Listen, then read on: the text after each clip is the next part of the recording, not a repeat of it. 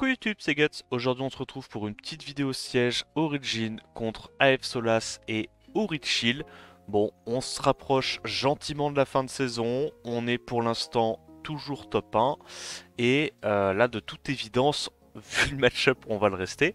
Donc Orichill c'est la deuxième guilde d'Origin et AF Solas, bah, pareil c'est une des nombreuses guildes sœurs des guildes Aftermath, donc normalement, ça devrait le faire, quoi. Est-ce qu'on peut voir le ranking contre les deux guildes? Je crois que AF Solas, voilà, c'est top 8, tranquillou. Et Orichill, peut-être que je l'ai déjà passé et j'ai pas fait gaffe. Ah ouais, putain, Orichill 6ème, what the fuck? Ok, bon, je savais pas qu'ils étaient aussi hauts. Intéressant, mais après, je vois Doubt Amnesia 5ème. Genre, la guilde sœur de Doubt Amnesia est devant Doubt. Ah ouais, les deux guildseurs de Doubt sont devant Doubt. Ouais, bon. J'ai un peu l'impression que le classement il est un peu erroné, mais bref, ok. Bah écoute, on va voir si on arrive à faire contre eux. Au niveau des defs, alors 5 nats, on a de la Miyang LD avec soit du Yunu, soit du Tessarion, intéressant. On a une petite tour avec des Miying, Théomar, Sperna côté Orichill, c'est rigolo. Côté AF, c'est un... Ah ok, on a une tour avec du Kumar, Liume, Byung-chul, j'aime bien. Why not, faut voir ce que ça peut donner.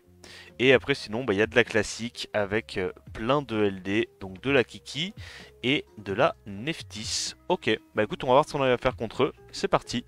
Première offense, on part sur Miyan, Clicklead, Vritra, classique. On va y aller avec un Kunit full tank. J'ai mis Reduc haut, mais en vrai, ça sert pas à grand chose. Reduc haut sur Tetra et Windy, comme il se fait pas trop focus, on va faire un petit build en crit damage avec du multi de la speed.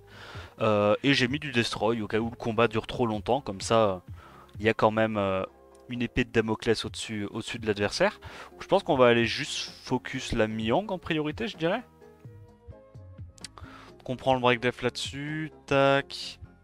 Je mets le buzz speed. On va commencer à mettre des dégâts. Il a l'air assez tanky. Mais après, il y avait un set shield. Donc c'est peut-être un peu trompeur. Bah, j'imagine que c'est sur la Miang qu'on va essayer d'aller en priorité. Vu que c'est la sustain. Ouais, on met du 3k4 par hit. C'est pas mauvais. C'est pas mauvais. Je suis toujours un peu déçu quand je joue des chilling crit damage. Je trouve que clairement ça fait pas. Ça fait pas les dégâts auxquels je m'attends. Ouais, 3k4. Ça met du 10k, genre. Bon après, si tu procs 3 fois par tour, effectivement, ça commence à être un peu menaçant, mais à moins de ça, j'ai envie de dire n'importe quel mob runé en DCC s'il joue 3 fois, n'est-ce pas Yen? Bah, ça commence à faire des bons dégâts quoi. Ok, bah écoute, je vais gentiment aller taper la click lead maintenant. Voilà, sur un petit proc, on met mid-life, on stack un peu le destroy. J'ai quand même l'impression qu'on a besoin du destroy pour tuer des trucs quoi. Voilà. Je vais me remettre le boss speed parce que honnêtement sans boss speed je pense que ça tape quand même vachement moins fort. Le petit stun là-dessus il est cool. Bon tu sais quoi. En vrai il n'y a pas le shield sur Vritra. Autant il est sur Vritra même si on se fait revenge. Bon. C'est pas comme s'il nous faisait beaucoup de dégâts avec le passif de Windy. Sortons ce vilain Vritra et on n'en parle plus. la, petite, la petite sirène qui met des crits à 3k8 ça met bien. Il a pas le shield. Ok, il a pas le shield. On la cite le Vritra. Il reste plus du coup que la click lead à aller gérer. On l'a pas un petit coup. Il y a le shield qui est relou. On strip avec le Sorin. Et on en vient à bout. Ce coup-ci, on part sur Maximilian, Liume et Dokae Vivant. Je me dis qu'on va y aller avec une petite Etna Léo et une Anavel Réduc Vent avec Réduc Dark sur les deux autres. Je me dis comme ça, Anavel, une fois qu'on a tué le maxi, elle continue de prendre le focus du Dokaibi et on est plutôt pas mal. Et là, je suis juste en train de me poser une question. Est-ce que je suis vraiment assez tanky avec ça? Est-ce qu'il n'y a pas un monde où j'ai quand même envie d'avoir un petit peu plus d'HP? Ouais, tu sais quoi, j'ai un petit peu peur. Je me sens un peu cratif. On va réduire un peu le taux crit et on va aller chercher, je dirais, légèrement plus d'HP. Je sais pas, je le sentais pas trop. Vas-y, on va plutôt y aller comme ça. Là au pire, est-ce qu'on a du crit rate qui traîne? Ouais, peut-être un truc un peu comme ça, voilà. Moins de DCC, moins d'AQ, juste plus de tankiness overall pour survivre au tour 1. Bon, évidemment, il y a la Lume qui peut péter un plomb, hein, qui peut ne jamais s'arrêter de faire des sorts 3, ce qui évidemment est toujours terrifiant. Mais je pense qu'on va aller focus le vilain maxi. Ok, bah écoute, le premier tour, il y a littéralement toute sa compo Caderp, ça me met bien. Est-ce que j'ai envie de sustain? Non, même s'il fait S3, S2, je pense que je survis. Je pense que là, c'est plus safe d'aller tuer le vilain Maximilian. Ouais, ça met du 10k quand même sur Breakdef, hein, c'est pas déconnant. Hein. C'est pas déconnant. On va juste garder le 2KB pour la fin. On a du Destroy. Normalement, ça devrait pas être un souci. On a du Destroy sur le Léo et sur la Jeanne. Donc comme il fait des dégâts qui scale sur ses HP max, au bout d'un moment, on devrait quand même avoir moins peur de ses dégâts. Il met du 5k4 par hit, c'est vraiment pas mal. Dommage, on n'a pas eu le break def. Je continue d'empiler les petits dots. Bon, évidemment, pour mettre les dots, il faut crit. Mais là, je crois que le Léo, il est à 70% de crit ou un truc comme ça. Parce que j'ai bien augmenté sa tankiness par rapport à avant. Et en vrai, je le prépare comme ça. Je trouve ça beaucoup plus safe. Je fais juste des petits sorts, hein, je vais pas te mentir. Là, c'est... À peu de choses près, c'est fini. Voilà. Ce coup-ci, on part sur une Chandra, Sigrid et Byung-Chul. Je sais pas trop ce que ça vaut, la Chandra, la Sigrid là-dedans. Je me dis, il y a pas... Bah, il y a que Sigrid qui setup le break def, donc c'est peut-être pas super impressionnant. Je vais y aller avec une Kraka, un Perna et un Vigor. Le Vigor, j'ai mis Réduc Vent pour essayer de tanker le Dwagbeez. Et je me dis, on a quand même un peu de sustain avec le Vigor, avec le Perna. On a du setup break def avec la Kraka, donc on va voir un petit peu comment ça se goupille. Il outspeed, il fait un sort 3, ok, il met des gros dégâts sur le Perna. Il y a le strip qui passe qui est un peu relou. Le slow très bien. Je vais me remettre un petit peu des HP. On setup du coup des petits stuns. Je vais aller directement, je pense, sur la Sigrid, vu que c'est elle qui a le setup break def avec son sort 1. Voilà, on vient à bout de la Sigrid, et là, normalement, on est censé être pas trop mal. Il y a du Destroy sur Dwagby, c'est un peu terrifiant. Mais je me dis, moi aussi, j'ai du Destroy sur Perna. Alors, évidemment, je suis en train de me faire Obliterax, mais... Est-ce que d'ailleurs, parce que là j'ai de l'anti-crit sur le buff Vigor, est-ce que ce truc là est obligé de crit ou pas? Je pense que je vais directement tuer Chandra, hein. Je me prends pas la tête, crit sur élément opposé à l'ancienne. D'accord, pour l'instant il crit en tout cas. Donc il nous reste plus que le Dwags en face de nous. On a du Destroy sur le Perna, il a l'air d'avoir du Destroy également. Ok, ouais, bon il a pas l'air d'avoir énormément de défense, le Perna lui passe un petit peu au travers. On part sur de la Catnat, Clara, Vigor, Faye. On va y aller avec un Jean full dégâts crit quand les HP diminuent, puisque mon Jean va jouer en dernier dans ma compo. Le Dova, dégâts réduits du feu et speed augmenté en fonction des HP qui diminuent. Et le Luchen en full buff attaque augmenté. En gros, on va outspeed, on va mettre des trucs low. Et après ça, il y a le Jean qui va pouvoir jouer et l'Astitz. Alors, ça a l'air d'être du shield très tanky. Bon bah voilà. On vient à bout du Vigor. On vient à bout de la Faye. Là en vrai j'aurais pu juste faire un sort 2 hein, s'il y avait eu besoin de mettre beaucoup de dégâts. Parce que regarde, ça met quand même gentiment du 17k quand il n'y a plus beaucoup d'HP grâce aux artés. Vu que scaling speed et des artés DCC ça fait très mal sur ce genre de build. On part sur Million, Tessarion, Dwag Vivant. On va y aller avec un Rakuni, Réduc Eau, essayer de survivre le tour 1, on sait jamais. Le Veromos, j'ai mis Réduc Vent pour le Dwagby. Et normalement, le Léo est censé prendre le focus du Tessarion. Donc en gros, on va essayer d'apporter autant de cleanser qu'on peut pour pas trop avoir à nous soucier du Tessarion. Et comme il n'y a pas énormément de sustain en face, on va essayer de gérer la Mi-Yang en priorité. J'essaie de reprendre le tour, maximiser la sustain. On a un set destroy avec le Léo. Donc là le but du jeu ça va être de sortir la mi-yang le plus vite possible. On a le cleanse du Veromos et du Raccoon tous les tours, donc ça c'est cool.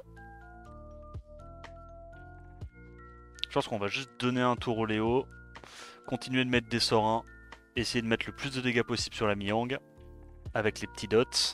On a un proc qui nous permet de stun la mi-yang, ça c'est excellent. Je crois qu'il va récupérer normalement son heal là, le Dwag. Ah ok, bon il l'a récupéré mais apparemment il le fait pas. Je sais pas trop comment c'est codé vu que c'est aussi un strip. Peut-être qu'il il value davantage quand il y a besoin de strip que juste le heal. On met des bons petits procs. J'essaie de faire des sorts 1 pour mettre des dots mais malheureusement on n'en a pas trop. Ok, au moment où je dis ça évidemment on en a eu un, c'est cool.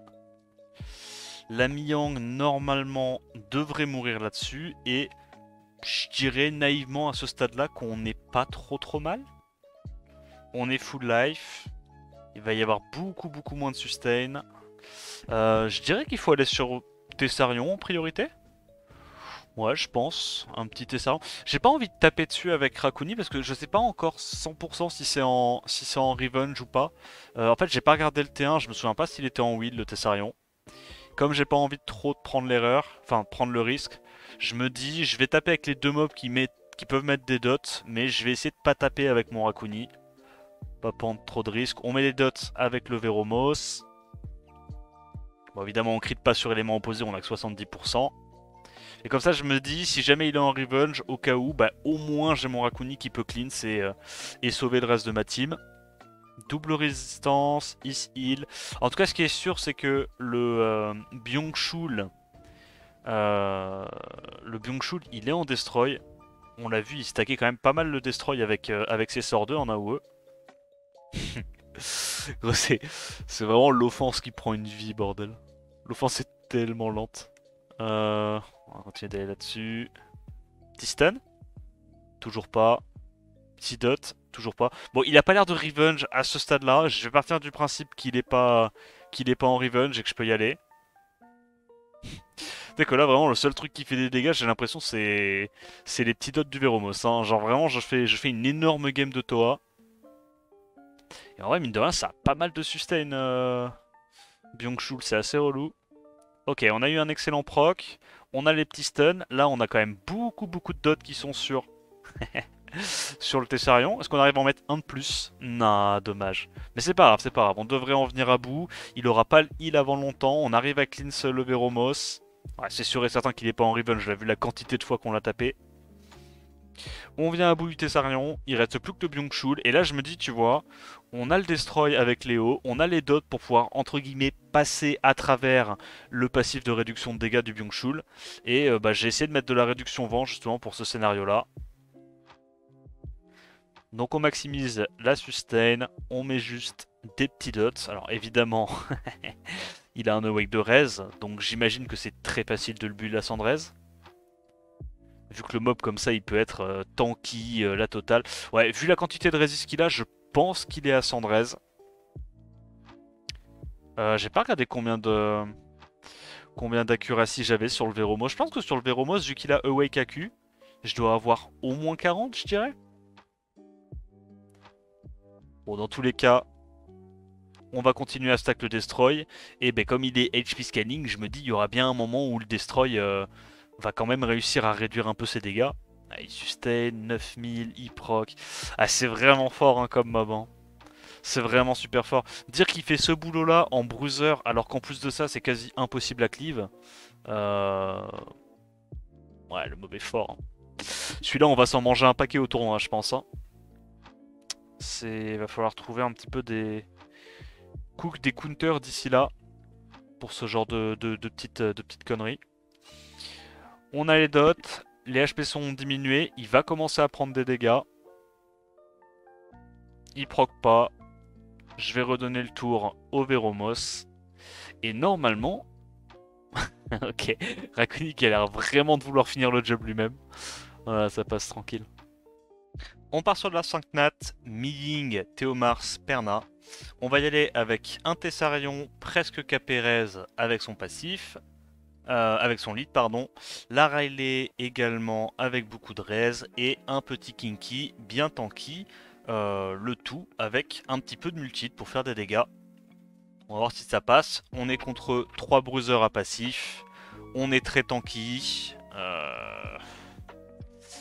Ok, je pense que je vais juste mettre le wheel, honnêtement.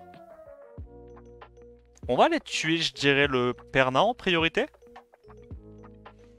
Donc il met la sustain avec le Ming. Le Ming va aller sur le Kinky. Je sais pas si c'était une connerie de faire ça. En fait, j'avais pas envie de faire le sort 2 parce que sort 2, je le tuais probablement et du coup il allait revive avec son passif. Je préférais prendre le risque, entre guillemets, de pas pouvoir le gérer si facilement. Là, je vais faire le sort 2. Ok, Oblivion. Heureusement qu'on est assez tanky sur le Kinky. On va venir à bout de ce petit bout de chou. On a le buff attaque plus l'Oblivion, donc logiquement, niveau dégâts, ça devrait être tankable. Oh, il fait des bons dégâts, le petit père. Hein. Il fait vraiment des bons dégâts. Voilà, normalement, on devrait en venir à bout. Ça passe. Ce coup-ci, on part sur Chandra, Craig, Odin. On va y aller avec une Adriana en Swift. J'ai mis Reduc Light pour le petit Craig. La Mi-Angle, je l'ai mis en Speed to Crit HP. Elle a pas forcément énormément de dégâts. J'avais envie qu'elle soit un peu tanky. Et la Sonia, c'est pareil. J'ai augmenté sa speed, j'ai réduit un peu ses dégâts. Et j'ai augmenté sensiblement sa tankiness. Je pense en vrai que je peux même aller changer d'RT et mettre potentiellement une petite Reduc Light. Est-ce que j'en ai une en attaque? J'en ai pas en attaque. Bon, je vais le laisser comme ça devrait le faire. J'ai quand même envie d'avoir un peu de dégâts, parce que vu que j'ai que 1700 d'attaque. En gros, on note speed avec la Adriana. On tue le Odin une première fois. Voilà, en plus on a l'info. On voit que c'est lent, on fait ça. J'ai mis le buzz speed augmenté. Et en fait, je me dis, là, logiquement, il n'y a pas trop de sustain en face. Donc on devrait pouvoir s'en sortir en 2v1. Ok, je vais aller focus le vilain Chandra. On a de la sustain. Je me dis, il a un peu de sustain ce truc là, mais bon, c'est pas non plus la sustain du siècle quoi. Normalement, Mi-Yang ou Sonia devraient pouvoir le gérer. Il nous met des petites taunts. Ok, il n'y a pas de stun. Très bien. Je vais last hit le Chandra. Et là, normalement, on est en 1v3 contre l'autre book. Alors, évidemment, bah là, la Mi-Yang, elle fait pas beaucoup de dégâts. Mais comme je t'ai dit, je voulais une Mi-Yang tanky qui puisse bruiser et m'assurer de gagner le 2v3. Hop, on est perma wheel. Puis de toute façon, en vrai, avec buff speed, buff attack, quel que soit le build, si on a du crit damage, on finira par faire des dégâts. Voilà, on passe tranquillement. On part contre Syrah, Jogun, Kinky. Ça fait longtemps que j'ai pas sorti la petite offense maudite. Alors on a le Van Cleef en Swift, le robot en Desper et on a la petite Tomoe en Vio qui joue à la fin. Je n'ai absolument aucune idée de si ça va passer ou pas. C'est clairement de l'offense plaisir, hein. Un concentré de plaisir qu'on s'injecte en intraveineuse. Du coup c'est lent. On va aller plutôt sur le Kinks. Petite Reducatebs, histoire de kiffer. Je vais mettre le stun 2 tours. Et on va simplement faire un sort 3. Sortir la Syrah. Ça ne peut pas proc parce que c'est CC 2 tours. On vient à bout du vilain Kinks. Et ça dégage. On part sur Carcano, Celia, Théomars. On va y aller avec un petit Yunu en Vio. Je t'avoue que c'est pas très utile. Je pense que Yunu Vampire, honnêtement, c'est peut-être plus intéressant. Une Camille en focus, vu que du coup, bah, il n'y a pas de sustain en face. Pas besoin de mettre du destroy ou quoi. Et un petit Psamat Nucker. Pareil, le Psamat, en vrai, ça serait un peu mieux de le mettre plus Nucker. Mais bon, c'est pas grave. La Camille prend le focus. Elle prend très cher du Théomars, by the way. Est-ce qu'on arrive à Oblivion? Voilà, sortir directement ce vilain Théomars qui peut me faire peur. Là, je pense qu'on va aller directement exploser le Carcano. Et on se retrouve en 1v3 avec encore une fois le passif de Psamat de dispo. Logiquement, à ce stade-là, c'est imperdable. Est-ce que ça peut être perdu? Non, ça ne peut pas être perdu, c'est imperdable. Voilà. Allez, il reste plus que 4 minutes avant qu'il soit minuit, donc autant te dire que je vais pas te présenter tous les petits builds pour épiloguer, voilà. On note speed, parce qu'on a meilleur lead, on tue, on tue. Est-ce qu'on se fait solo bolo par un vilain Théomars? Réponse non. Voilà, bon, fin de siège, on a réussi à finir ça day one, je suis pas trop mécontent. Du coup, on a fait le petit ten-ten. Au niveau de la map, tu vois que, ben, en fait, comme on est en fin de saison, encore une fois, et qu'on est les favoris du match-up, ben, forcément, les deux autres guildes, elles vont se 1v1, histoire d'essayer d'aller sécuriser la deuxième place pour ben, garder le nombre de points nécessaires pour rester dans le top 20 et se qualifier au tournoi. Donc là, il y a fort à parier que, à part si on tombe sur une guilde du top 4, nos prochains sièges jusqu'au tournoi soient pas très intéressants. Vu que les adversaires vont juste tout le temps 1v1. Voilà, donc là on voit que Orishil et Solas se sont bien mis sur la gueule. Orishil a l'air d'avoir un petit avantage au niveau des tours, hein, et également un léger avantage au niveau des mobs. Donc il y a peut-être moyen, faut voir un peu comment ça se goupille, mais il y a peut-être moyen qu'ils arrivent à gagner leur 1v1 contre Solas. Nous évidemment on va finir bah, premier parce que là on n'a pas eu de combat en fait, hein. Ils se sont juste foutus sur la gueule, on a repris vite fait nos tours et voilà. Mais c'est pas grave, c'est le mode de jeu qui est comme ça. J'espère que la vidéo t'a plu, n'hésite pas à liker, commenter, t'abonner. En attendant la prochaine vidéo, je te dis à plus, ciao ciao.